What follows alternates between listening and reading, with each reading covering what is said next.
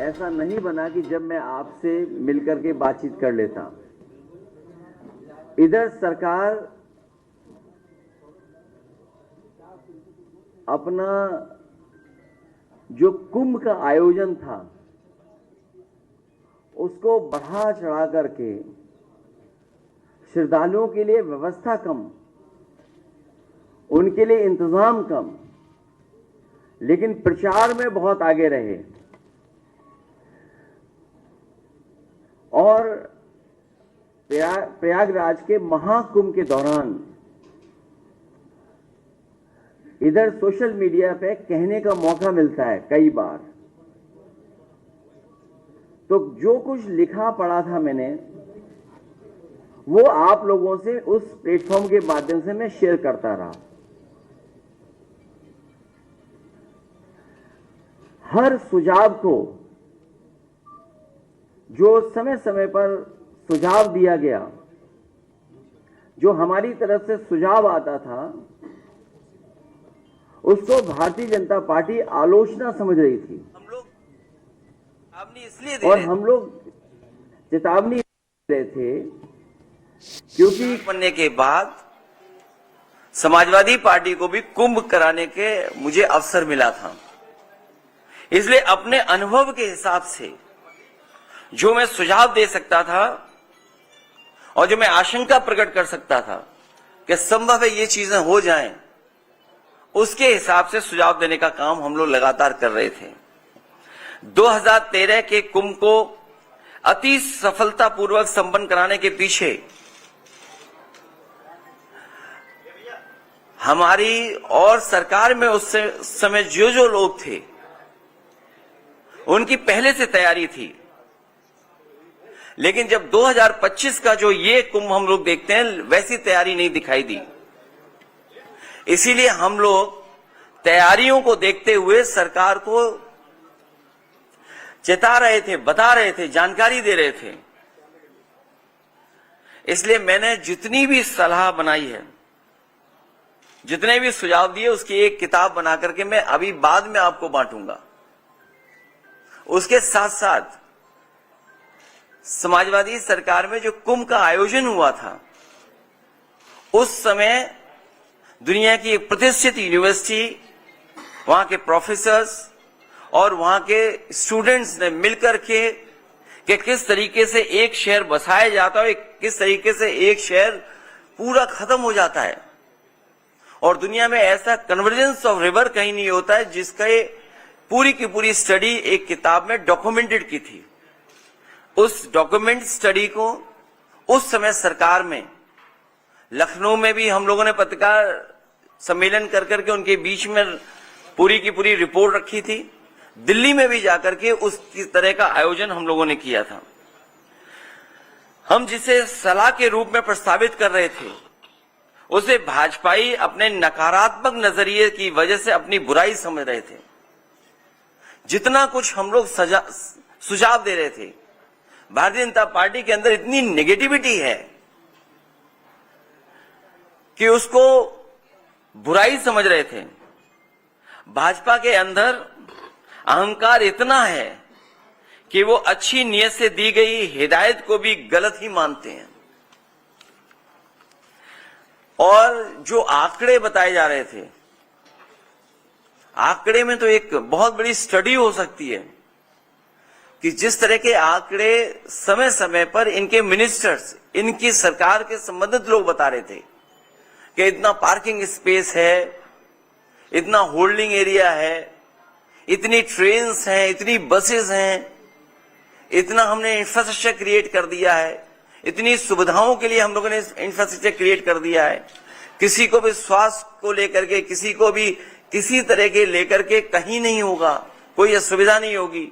और एक समय तो ऐसा आया जब इंटरव्यू में ये कहा कि हम लोगों ने, भारतीय जनता पार्टी के मुख्यमंत्री जी ने कहा कि हमने 100 करोड़ लोगों को, और 100 करोड़ अगर श्रद्धालु भी आएंगे उनका हम इंतजाम कर करके रखेंगे। भाजपा सच्चे आंकड़े छिपाने और झूठे आंकड़े फैलाने में माहिर है। उनसे बेहतर सच्चे आंकड़े कोई नहीं छिपा सकता, और मनगढ़ंत आंकड़ों का भी प्रचार उनसे अच्छा कोई नहीं कर सकता है। हालांकि एक समय पर तो किसी सरकार में एक प्रोपोगेंडा मिनिस्टर हुआ करते थे, लेकिन भारतीय जनता पार्टी के अंदर तो पूरा का पूरा सरकारी प्रोपोगेंडा है, पूरी सरकार प्रोपोगेंडा चल रही है। जिन्होंने ये कहा और बड़े बड़े विज्ञापन दिए कि ये पहली बार डिजिटल कुंभ होने जा रहा है, और दावा तो ऐसा किया था डिजिटल कुंभ का कि इतना डिजिटल होगा कि अगर कोई भी डेटा मांगा जाएगा तो सरकार कुछ सेकंडों में उपलब्ध करा देगी। जिन्होंने डिजिटल कुंभ कराने की योजना बनाई वो डेटा तक नहीं प्रोवाइड कर पाए। दावे यहां तक किए गए थे कि ड्रोन से पूरी निगरानी होगी, लग तो ये रहा कि ड्रोन उड़े ही नहीं है।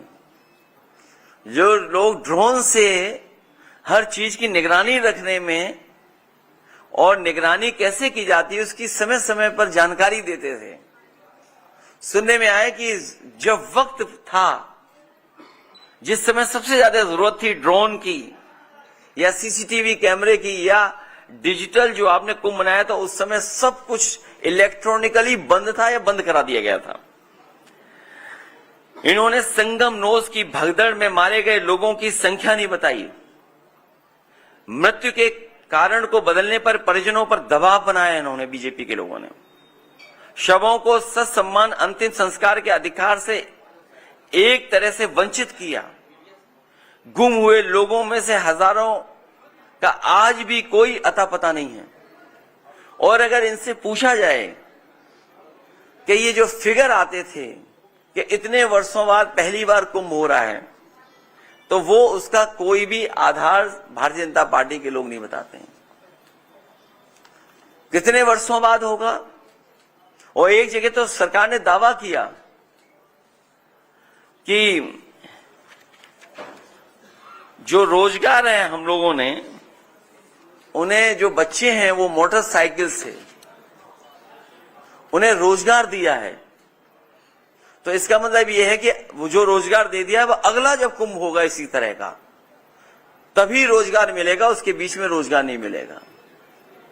और फिर पता नहीं सरकार ने कब प्राइवेट व्हीकल को कॉमर्शियल यूज के लिए किस नियमावली में अलाउ कर दिया।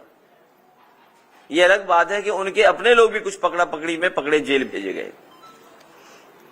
इसलिए मैं चाहूंगा कि जितने हम लोगों ने उस प्लेटफॉर्म पर सुझाव दिए थे, मैं चाहूंगा आप सबको वो एक एक कॉपी बांट दी जाए। उसके साथ साथ जो समाजवादी सरकार में हार्वर्ड से स्टडी होने के बाद जो वो डॉक्यूमेंटेड स्टडी थी, किताब बनी थी, वो भी बांटी जाए। हालांकि पत्रकार साथियों से मैं ये कहूंगा कि हमारी गलती है कि हमें उसी समय बांट देना चाहिए था जिस समय हम लोगों ने कराया था। तो कम से कम आप लोग कंपैरिजन स्टडी कर सकते थे, कंपैरिजन स्टडी हो जाती। अब मुझे लगता है कि इनकी सरकार में मैनेजमेंट की स्टडी नहीं होगी। ये कभी कराएंगे तो मिस मैनेजमेंट की स्टडी हो इनकी सरकार की, कि किस तरीके से मिस मैनेजमेंट हुआ था ये कुंभ। अभी उस पहलू पे नहीं हम जा रहे कि बजट कितना है, उसमें क्या क्या आरोप लगे हैं या लगे थे पहले भी। मैं चाहूंगा वो किताब सब पत्रकार साथियों को बांट दी जाए। उसके बाद अगर पूछना चाहेंगे तो मैं आपके कोशिश करूंगा सभी सवालों के जवाब दूं।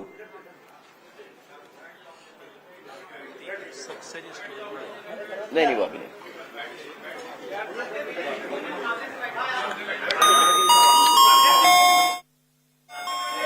तुम तो योगी जी के पैर छुआते।